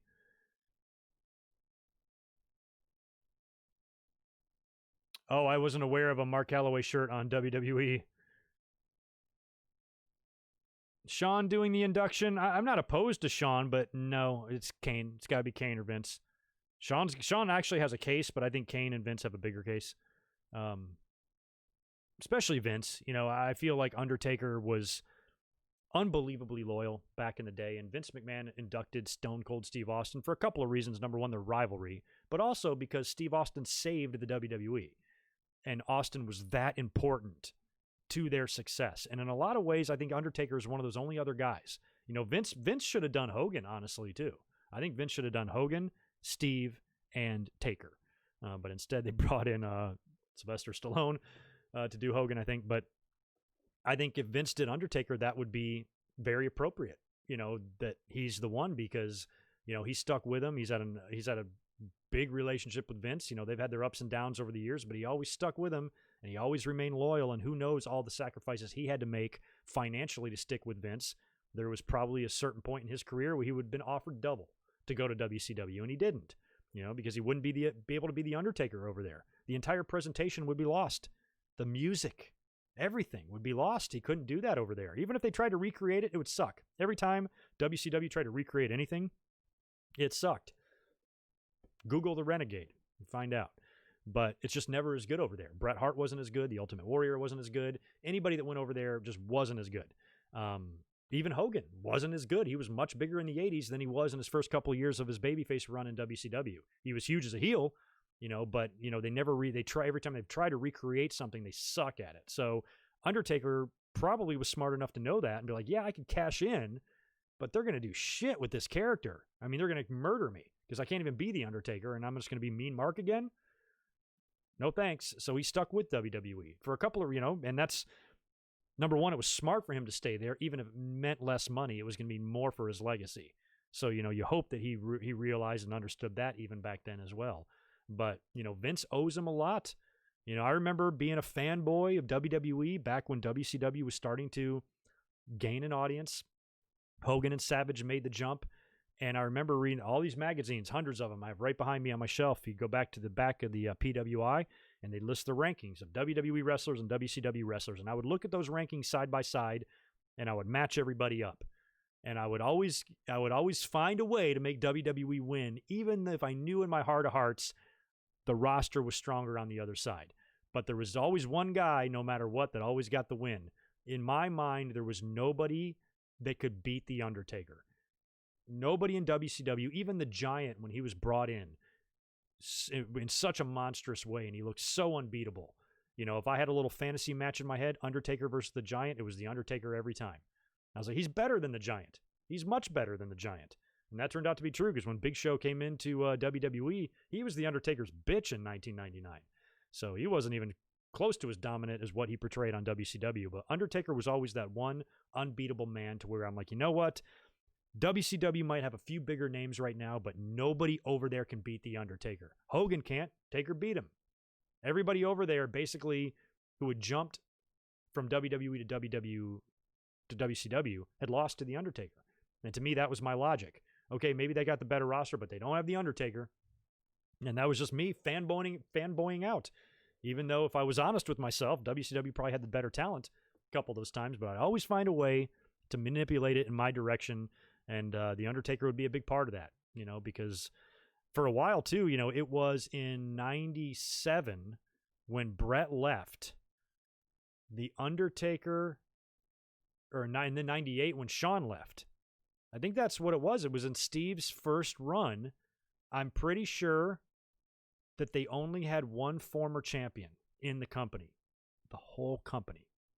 One guy, Undertaker. Shawn was gone. Brett was gone. Yoko was gone. Vader never had a run with the title. Nash was gone. Anybody else that had held that belt was gone because it would have been Brett and Shawn for so long. So, and Taker.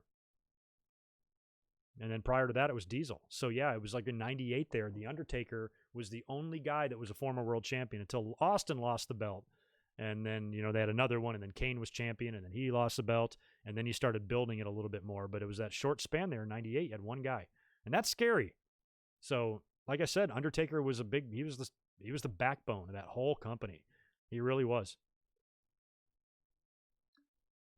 You know how you see those big, like, giant collages, of every wrestler or of every musician, or some just big, like, oil painting of every single star and silhouettes of them? I think if you did one of wrestling of the entire WWE lifespan, from the 1960s to present day, and you included every single star in there somewhere, I think The Undertaker should hover as a big cloud over everybody else. Like the SummerSlam 97 poster where he's standing there over Brett and you got the fog and everything. That's what I think, like, that's what I view Undertaker's presence as in WWE, as, the one that overlooks the Godfather, so to speak. That one just epic character that was best character in the history of the business. Best character in the history of the business. Constantly changing, constantly evolving, all the different time periods in his career that I enjoyed so immensely when he first came in as that really, really scary babyface, and when he surprisingly turned heel in 92 and got over that way. Then he started making a run at the title, losing the casket match, going away, coming back with the purple gear and the spiced up music, the broken orbital bone and the face mask, finally winning the title in 97, transitioning into the Ministry of Darkness and that really evil heel in 99, then coming in as the American Badass, then going back to the dead man gimmick and everything he's done, burying Paul Bearer in cement. I mean, his entire career is just constantly changing, and he was able to evolve, stay fresh. He referenced that in the documentary, too. They talked about when he came back as the dead man. He said, he goes, in 99, I felt like I was getting stale, and I felt that way, too.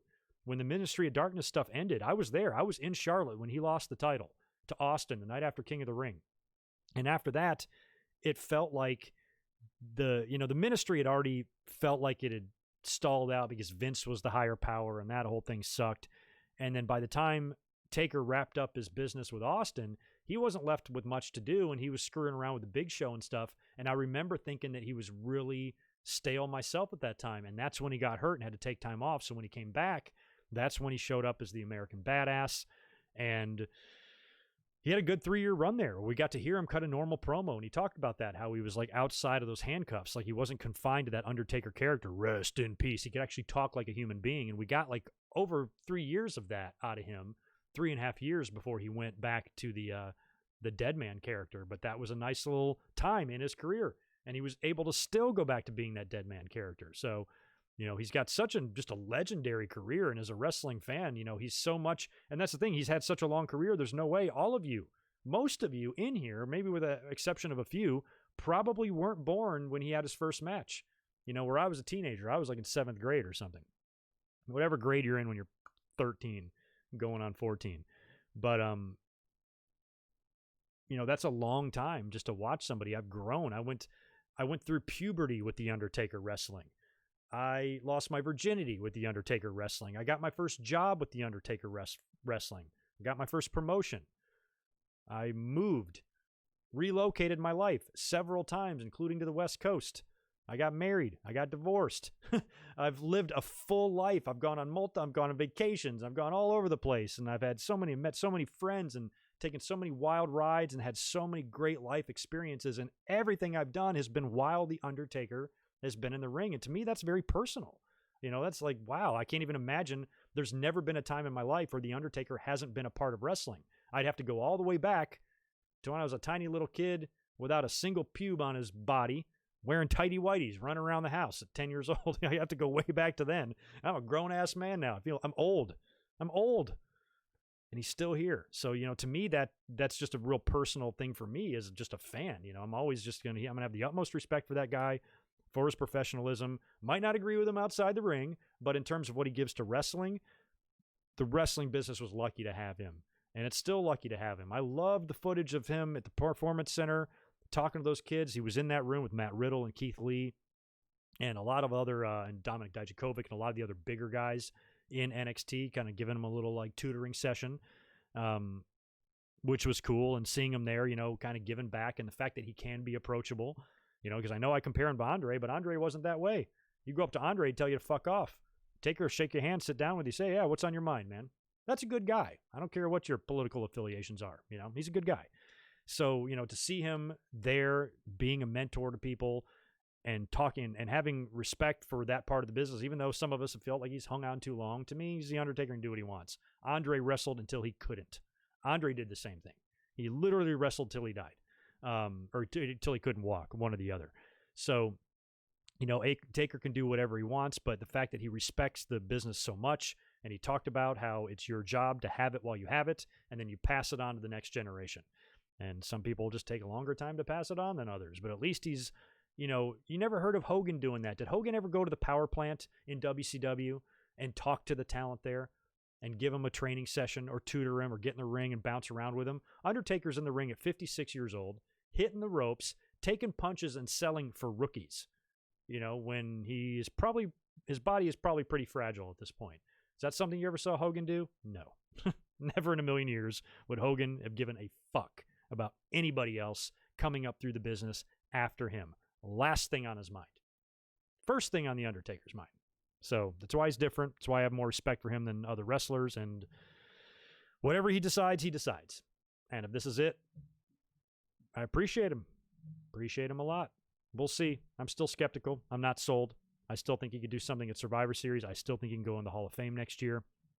Not sold at all that he's done, but wish him the best and just want him to be at peace no matter what. Not only do I want him to be at peace, I want me to be at peace, because all this mess has been messing with me too. I'm ready to have my closure on the Undertaker. It's been too much of my life. 3/4 of my life has been spent knowing who the Undertaker is, and that's a long ass time. And for some of you, your entire lives have spent knowing who he is. And some of you probably don't even remember how far he goes back. Don't even remember his first debut.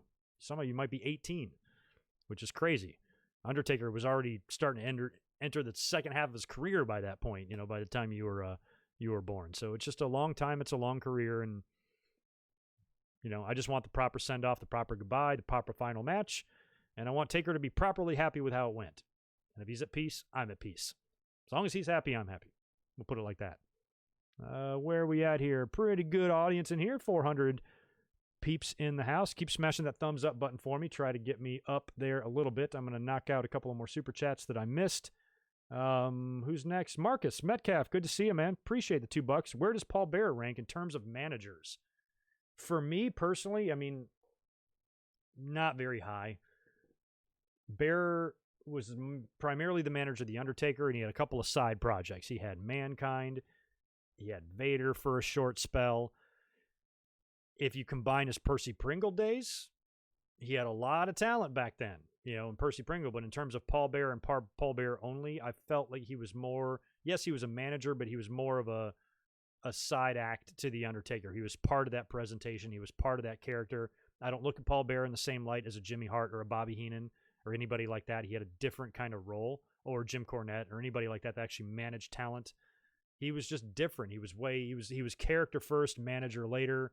I don't even think I rank him in my top 10. And that's nothing against Paul Bearer at all.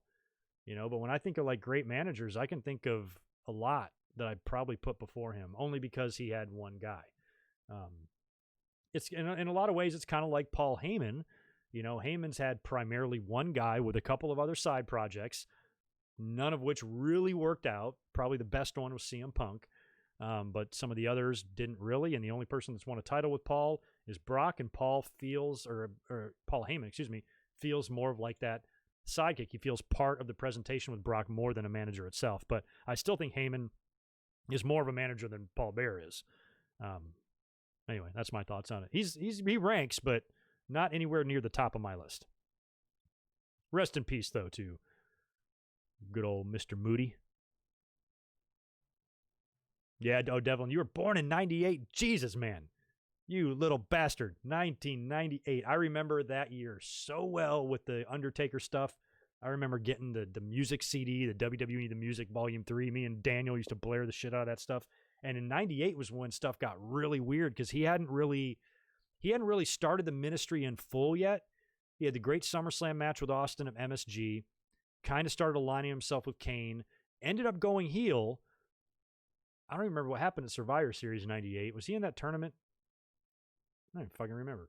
It wasn't until the end of that next month at Rock Bottom where he had the match with Austin. I think it was a Buried Alive match and there's a shovel involved or something like that. And then it was in the build up to that. It was in the build up to the Rock Bottom match, I think, that you started seeing signs of this Undertaker. They did the segment where they kidnapped Austin and took him to the embalming place, and Paul Bearer is like an actual mortician, and they lay him on the table.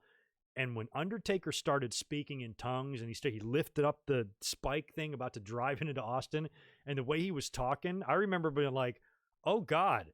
And even on TV, that was the first time they kind of broke the fourth wall a little bit, because they started referencing right around that time of the embalming segment. They started referencing he's taking it, Marcus, or I don't even know if they called him Mark, they might have, but they're saying Taker's taking his character too seriously. They started acknowledging that it was a character in a persona, and he's starting to believe in his persona and believe in, the character. And that's why we're seeing a lot of these like satanic type of stuff. Then they crucify Austin. I think they try to sacrifice Midian at one point. He gets the acolytes on board. He forms he starts wearing the hood, coming out there like the Emperor from Star Wars, and just took a whole different creepy twist. And I was so in love with the ministry. I thought it was great, because wrestling was so edgy and everything at that time, and this was so dark and satanic, and everything he did with Stephanie when they kidnapped her and everything. All that stuff was great. And then oh my God, they've ruined it. I think the Ministry of Darkness could have been so great, and they screwed it up when they melded, when Vince was the corporate, or was the higher power, and then it became the corporate ministry. And within weeks, it was done. And they had a huge obstacle in their way. I mean, if they wouldn't have done Vince as the higher power and they would have done somebody else, this still was going on right when Owen Hart died. So that was a really big distracting factor there that was really hard. It made wrestling hard to focus on, kind of like now. Like last Friday, I didn't even watch SmackDown. I didn't want to, because I had spent all day reading bullshit online about what scumbags wrestlers can be. And I'm like, I ain't in the wrestling mood. And that's the way I felt a little bit too in 99 around that time, that, yeah, I was watching Raw, but, my mind was still very much on Owen and wasn't quite past that yet. So I don't know if the ministry would have had mileage beyond that or not, but it didn't matter. They fucked it up. Vince was the higher power, and it was a mess. But those were great times. Those were great, great, great Undertaker times. I miss them dearly. I had a friend of mine that sometimes co-hosted the hotline scene for me, and I never met her in person, never even knew what she looked like, but she helped host the hotline with me a couple of times. And I remember getting furiously mad on the phone because she was convinced that there was two Undertakers. And she goes, no, you don't. Looking back, maybe it was a rib. I don't think it was. She seemed completely out of her mind. Probably a way bigger dork than I even was at that time. And I'd be like, no, that's dumb. And she's like, no, you don't understand. Like, there's two Undertakers. They've been using two the same time. He's got a twin brother and all this. And I'm like, you understand that this is matter of public record. You can just search and find out if Mark Calloway's got a twin brother. You understand that, right? And she said, no. You understand there's been two Undertakers this whole time. He looks a little bit, that's why you'll notice he looks a little bit different. I'm like, no, he doesn't. And there was also talk right around that same time that there was two Kanes.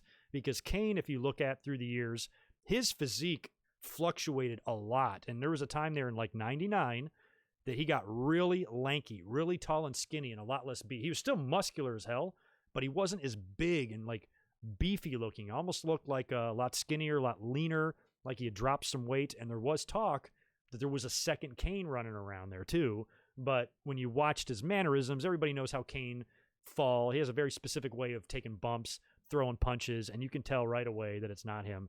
So I laughed at that one too. But this person was convinced that there was 2 Undertakers, and I still laugh about that. But there aren't 2 Undertakers. If there was, we'd be seeing the other one. And he would have appeared on TV way before this.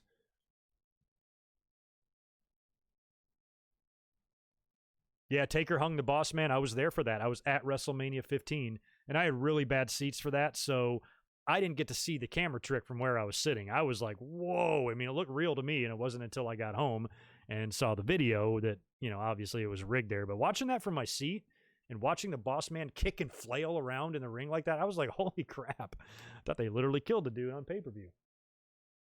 My cat is getting into mischief. It's all right, I'm about to get off the stream here anyway. But yeah, I think that's going to probably wrap it up for tonight. Go ahead and get out of here. Tonight was a tough stream. Oh, there's another one from Marcus. I forgot to answer that. Let me make sure I didn't miss one. No, Marcus, you got another one coming in. $2 more. The Rock will wrestle a mixed tag with his daughter. He might. We'll have to see. I don't know, though. She's got a long way to go. I think Ray and Dominic are more likely at this point, but that would be great for her. I'd love to see that. I'm rooting for her. We're all rooting for her. Hope she does well down there in the at the PC. And we'll see. Keep adding that family, man. Just keep. You can never have too many Samoans. Just keep adding them. It's like salt and pepper. Just keep putting them in there. Keep adding them and adding them. I want to see more and more, and I want to see 3rd generation and 4th generations. And 30 years from now, I want to see Samoan's kid. I want to see Rock being a grandpa. Grandpa Rock coming out there. He said that once, didn't he, in a promo when he's going to walk down the ramp in his walker when he's 90 years old. We might actually see that. Might actually be a real thing. But yeah, best of luck to Simone. That's her name, right? We're all rooting for her because The Rock's a great dude. DM23, thanks again for $2 more. Taker will announce his Hall of Fame induction at Survivor Series. There you go. I said, do some sort of a segment. That would be amazing. Just do that. Just do that. Maka International, appreciate the super chat as well. Sean Taker, WrestleMania 25, or first Hell in the Cell. Oh, God. That Hell in the Cell was so good. I might have to go Sean Taker 25. That was such a beautiful match. Hell in the Cell was memorable, though. That was awesome. I have so many fond memories of watching that, too. Finding out Brian Pillman died just minutes before the pay-per-view. Bittersweet memories.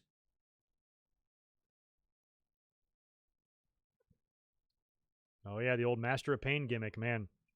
Some of those years of The Undertaker, he was super duper green during that time, but by the time he got to WCW, you could still see how much work he had to do on him, or had to do before he was really polished in the ring, but he was freakishly athletic. Go watch some of his matches. Watch the way he threw drop kicks. I have no doubt that when he was young, he could easily dunk a basketball because he could jump so high, and he would jump up and hit the drop kick, but land flat on his back, like a flat back bump after a drop kick. Just no clue how to throw it, but he had athletic ability. He had some awesome hops. Taker was so agile all the way up through the 90s, man. All the way up through the late 90s. He could still just smooth in there and 7-footer walking the ropes like that and doing the shit he does, diving over the ropes. Unreal. He was diving over the ropes all the way up until, 2009? As somebody that's 6'10", 6'11", and he's diving over the top rope in his 40s. My God, man. Yeah, Prince, I have the Shawn Michaels shoot interview from the year 2000. He's I think he's with the RF video guys. Looks like they're in a hotel room. He's got a big wad of chewing tobacco in his mouth the whole time. And he was not reformed Shawn. He was still with a shit ton of problems, Shawn. Yeah, he had a lot to say in that. I used to watch the hell out of those shoot interviews. I have so many. So many. All right, I think I'm caught up. I think I need to get out of here now because I want to have some dinner. It's 10 p.m. for me, and I got to eat. Marcus, 2 more incoming for you. We'll answer this first. Buy or sell Undertaker versus Undertaker or Kane versus Kane? Undertaker versus Undertaker. Undertaker versus Undertaker was crap, but Kane versus Kane was worse. At least Undertaker versus Undertaker was in a cool setting. I loved the pay-per-view of SummerSlam 94. I think it's still the only time WWE's ever been to that building in Chicago, but it's a beautiful arena. It reminds me a lot of Staples here because it's big and multiple leveled like that. But I always thought it was just a nice setting. And in 1994, to see WWE pack out that arena for a fanboy like me was it was a relief to see that they could actually do that and draw a crowd like that during that time. And that card had good matches. I loved the Diesel Razor Ramon Intercontinental title match. I loved the Bret Hart Owen Cage match. So yeah, the main event shit the bed, but I still remember it well. So I am buying on Taker and Taker. When would Taker fly over the ropes? What are you talking about? It's like one of his top moves that he does, the big running dive over the top rope to the floor. He did it on the Undertaker. He did it on Shawn at WrestleMania 25, almost broke his neck when Snook's kid was a cameraman. Remember that move? That's what I'm talking about. He does it all the time, or at least he used to. Don't think he can do it now. So anyway, I appreciate you guys hanging out tonight. This was fun. I will be back this coming Saturday for the Winged Eagle podcast, but unfortunately, it's going to be later than normal. It's going to be a prime time edition. Schedule is still up in the air. I was hoping I would get back to the 3 p.m. time slot, which I was this past Saturday. But this week, I'm going to be working during the day, so I'm going to come home and we're going to do the Winged Eagle at night, 6 p.m. Pacific, 9 p.m. Eastern. Devlin, for you, it'll be 3 p.m. in the afternoon. So it's going to be kind of a late one this Saturday, but keep a lookout for that. A couple of other changes coming to the channel that I'm still working on, but we're getting there. And I'm actually doing some work. I have a lot of outside projects right now, which is why I'm not focusing on another pay-per-view review or anything for the moment. The next stream that I have coming, I got to nail down for a date for that, is going to be coming from my man Dre. We're going to get up here and talk about some territorial wrestling here in the next week or so. Just got to find a time for that and get that done. And other than that, I'm probably going to try to come up here with something short on The Undertaker this week if I can, and if I can work out what I had planned and I can do it in time. So that is still kind of the plan. Worst case scenario, you'll see me this coming Saturday at 6 p.m. Pacific Standard Time. You guys take care. Appreciate it. Leave me all your comments on the show in the comments below if you're catching this after the fact. And until then, make sure you subscribe, ring the bell, like this video, follow me on Twitter at GoodMicWork, and all that good stuff. You guys be good, and I will catch you in just a few days. Peace.